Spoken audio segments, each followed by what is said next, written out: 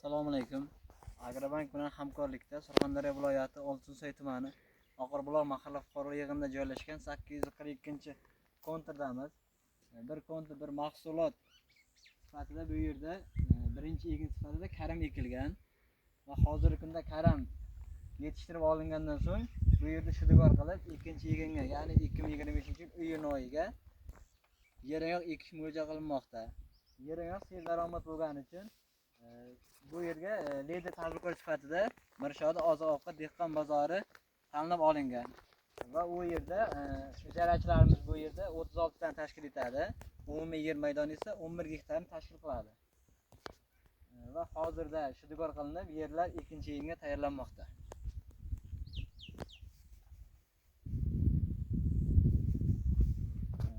Umumiy yer maydoni esa 11 gektar bo'lib, Mirshod oziq-ovqat dehqon bozori, ya'ni lider tadbirkorimiz bozorga umumiy yetishtirilgan bu yerdan mahsulotlarni ichki va tashqi bozorga olib chiqadi.